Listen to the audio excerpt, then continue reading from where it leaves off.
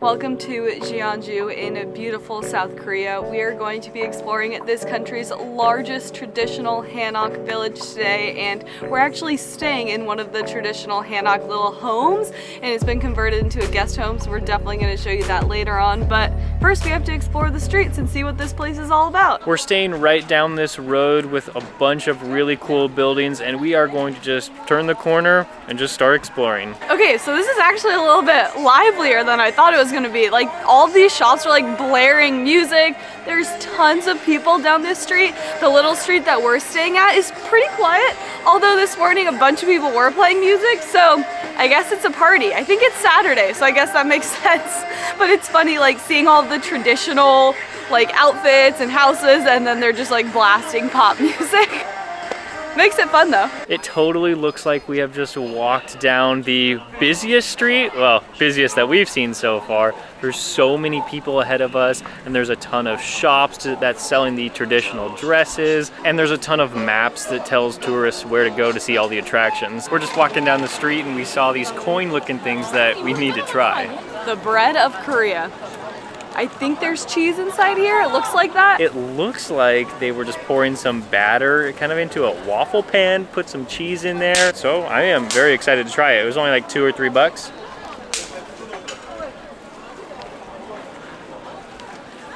Did you get to the cheese yet? No. There was like 2 blocks of cheese in there. The bread is really good though. It's like sweet. So I'm not sure how it's gonna taste with the cheese. Let's see. Does it taste like a waffle? So much cheese. It's almost like a sweet mozzarella stick on a stick, because it's like gooey and fried and delicious, but the batter is sweet. This is really, really good. Definitely like a Oh my gosh, these carts are everywhere and they're always beeping. It's like the mix of a waffle and a cheese sandwich. There's these people taking a picture behind you. It's so funny.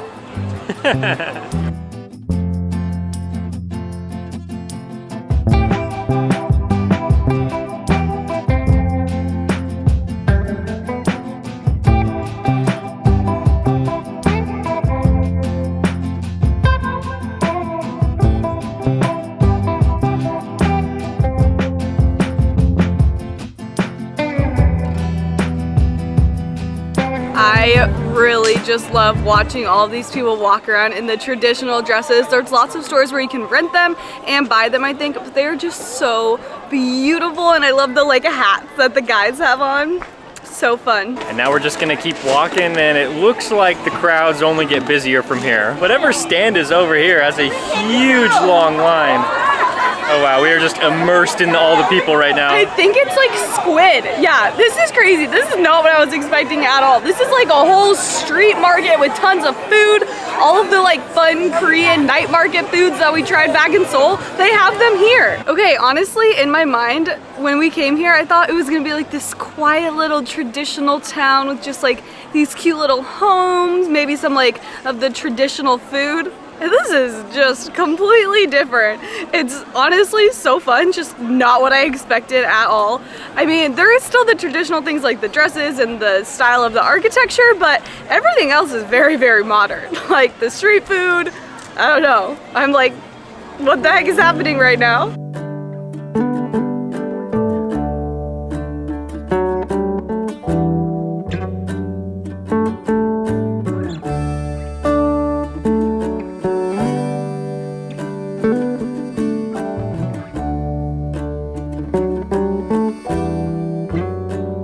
We stopped in this super cute coffee shop. We wanted to sit up there because it had a beautiful view of this whole little village, but we had to order 2 drinks to get a table, and Jacob doesn't drink coffee, so I got mine to go. But yeah, that coffee shop was so cute, and if you order 2 drinks, then you can sit up there. But now we're just walking around with the coffee. Ooh, honestly, this is a really, really good cup of coffee. I'm not sure what the place is called. It says espresso coffee, so that might actually be the name of it. I would recommend going there. It's very delicious. From the second story of that coffee shop, we saw this really cool park, but we just walked over to it and it looks like they're selling tickets to get entrance, so don't think it's actually a park, some sort of area. I'm sure there's some attractions in there too. we'll see how expensive it is. Okay, so 2 tickets to get in is gonna be a little bit less than $5. Should we do it? Should we? I'm trying to like peek through the gates to see if it's like actually that cool. Yeah, we actually have a nice view from here, so maybe we don't have to go in. It does look really pretty. It's reminding me of the palace that we went to in Seoul the last time we were here. Like the design is very similar with like the green and the red like on the wood. It's very pretty. So I actually did read about this place. It is a shrine dedicated to the king that started the Joseon dynasty all the way back in like the 14th century, I believe. So crazy. So we're gonna go in here, but the portrait museum is closed today. So sad, but it still is really cool. It's crazy to think that it was started all those hundreds and hundreds of years ago, and then the portrait is still in there. Like, this is the kind of like traditional cultural experience that I wanted. So I'm happy, and I got a really good cappuccino, so. And there's lots of good street food. So it's turning out to be a good day. We're not going through the admission gate, but there were still plenty of signs to read about Jeonju.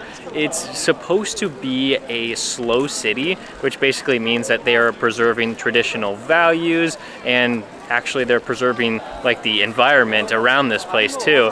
And so this is like the biggest like city that is considered a slow city in Korea. That's so cool. I love this place. Yeah, because it's not just the Hanok village, the traditional village. This is a massive city all around it, but it's just that like people like to come here because pretty recently it became a big tourist attraction because of its slow city status. I love the mountains around it too. I love that they're preserving the environment. That's so cool. And right across the street, it is a cathedral, and we see a huge statue of Jesus here. So here's the cathedral, there's the statue. I don't know if you can go in. Usually you can. And just like that, it looks like we are now on the main road outside of the Hanok village, but we're just venturing out a little bit because there's a cool gate over here we want to see, and then we'll go back to the village. From the gate right here, we have the best view of the cathedral and the mountains right behind it. All these signs that they have in front of the big attractions are super helpful. So it says that Jeonju used to be like this huge prominent city hundreds of years ago, and it still is today, but like even more so back then. And so they had like 4 gates surrounding the city, and this is the only one that's been preserved. I believe they each face a certain way, north, south, east, and west, and I think this one's going south. I'm glad they preserved this one because it's the easiest of the 4 to pronounce, because this one's Pugnaman Gate. Good job. Got it. We turned off of the main street in the village, and now we're on this little side street. You still have all of the really pretty buildings and the trees, but it's much calmer, and so I really like it. And this place is playing like classical music. It's just setting the vibe. Everything's very chill, and I just feel a lot more calm on this street. I feel like that street's like the fun food street. This is like calm. Look at the trees, look at the mountains. I mean, both are fun, but I'm enjoying this one right now.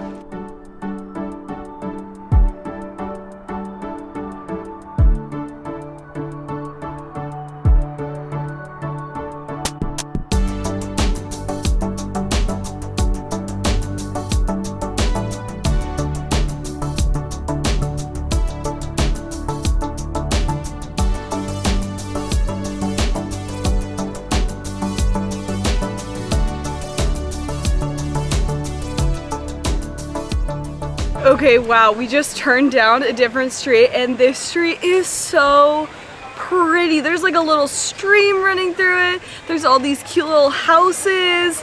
Oh, this is my favorite street so far. As we're walking down this street, we're seeing all of the different guest houses they have here, and it's really fun because we know what it looks like inside because we just stayed there last night, and we can't wait to show you later on in this video. So we read that when we're here we have to try Bibimbap, and it says that this place has it, so I think we're gonna go in and eat here, but honestly it just looks really cute from the outside, so even if the food's not that good, it's still a fun environment. So it looks like this place is actually quite popular. There's a lot of people here. I'm guessing the food's gonna be really good though, so that's why we got the traditional bibimbap and the tio galbi.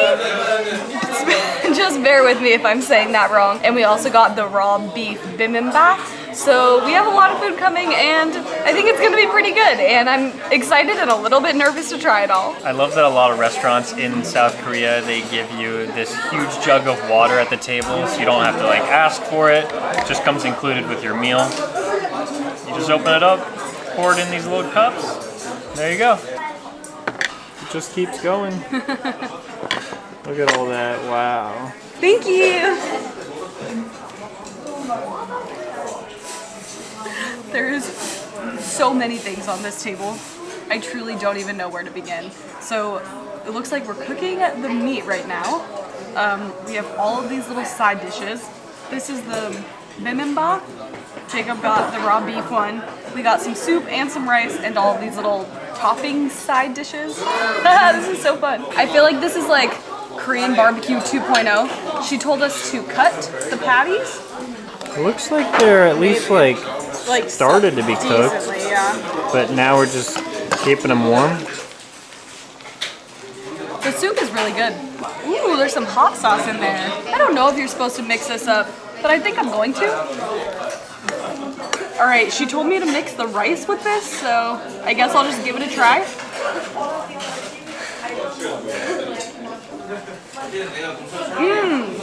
Ooh, that egg is really good. I really like the sauce on there too. Wow, this is delicious. I also feel like I'm eating really healthy. But wow, yeah, that's really good. I wasn't sure if it was gonna be like hot or cold. It's kind of right in the middle. Honestly, this is so good. I can't believe you've never tried this before. I felt like I was gonna be the adventurous one here and try the raw beef and raw egg. I don't really know what you do with the noodles, but I'm gonna just add them to my bowl and mix it all up with the vegetables. I already got a few onions in there. I'll get one more. I'm gonna have a little bit of the beef, not too much. Just, I'm a little bit nervous still. Oh, I'm nervous to see. What does it taste like? Wait, I have a really good flavor. I'm gonna have to get some with just the beef, without anything else. Just a little bit. It's like a little bit spicy. Maybe that's just like the kind of sauce that they put in there. But it's like kind of hard to get on the spoon because it's just kind of like stringy. This is a big bite now. It mostly tastes like normal beef. It's just like throwing me off because it's all red. Well, I gotta say this is really delicious. While Jacob's been eating on camera, I've honestly just been enjoying this so much. I put a little kimchi in there too. It is like a little bit spicy.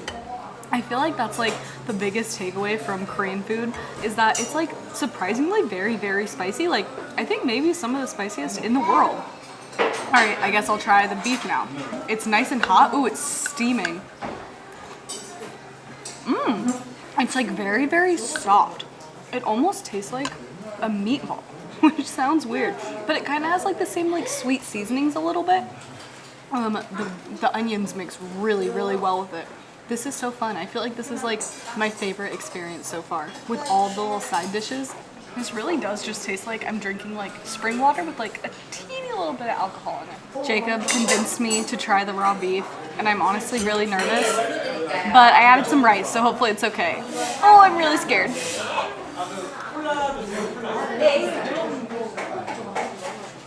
Honestly, I just taste the spices, so I like it. It's really good. Oh, that meal was so delicious. I honestly was not sure how I was gonna feel about it, but it was so good. I feel like we've really been getting more into the Korean food scene lately, like this time around, and it's been so good. We're just appreciating it a lot more than last time, and man, I am so full. We definitely have to walk around a lot more.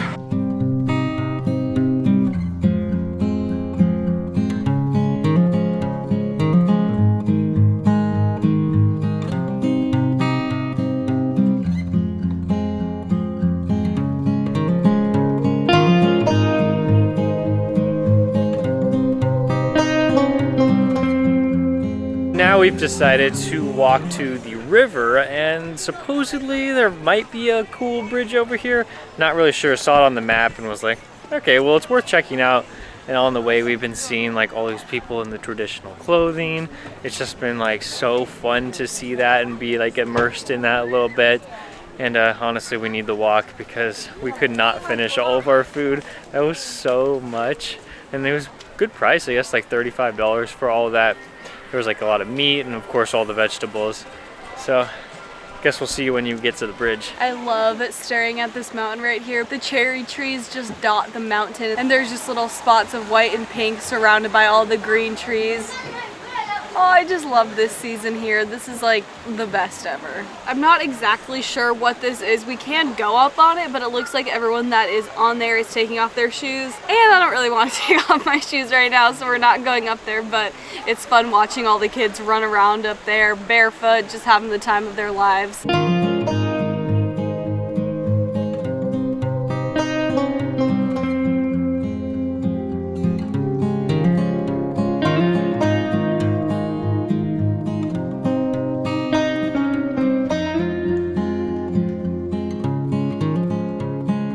This walk around has been fun, but now it's time to head back to our Hanok stay and show you guys around. We are staying on this cute little street that is so much quieter than the rest of the village, and this is where our Hanok stay is. So we're gonna show you all around. It's so cute and cozy in there, and honestly, the street might be one of my favorites because just as like calm and beautiful. So let's head inside. This is the little patio to our guest house, and it's actually a really funny story.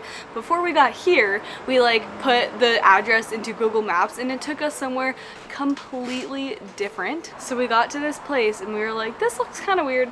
Truly just looks like somebody's house, but I guess that's kind of what we signed up for. So we like tried to open the gate, it was locked. We like knocked on it, we were like, hello, hello, hello for like 20 minutes. Turns out it was just somebody's house. It was not this. And then this like taxi driver came over, he was trying to help us, but he only spoke Korean and we only spoke English. And then he called somebody, he like put me on the phone with them, and it was like a whole thing. For like 40 minutes we were standing in front of this person's house. So if you see people on the news trying to break into someone's house, it was us, but it wasn't intentional.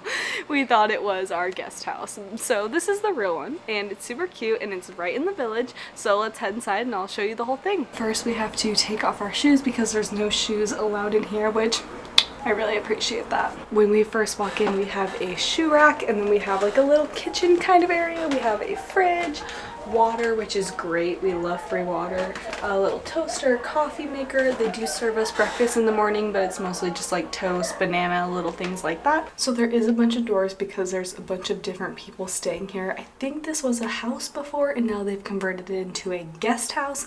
So we have like the traditional room in here that we're gonna show you, and yeah, it's super cozy. I love all the wood, all the little decorations, and let's head inside and I'll show you our room. I would say the most notable thing about it is, of course, that there's not really beds. There's like these little pads on the floor, and this whole place is made with like the lightest wood, and it just feels so cozy. Feels like we're like in a little cabin in the woods. We do have a TV, which we don't usually use in hotel rooms.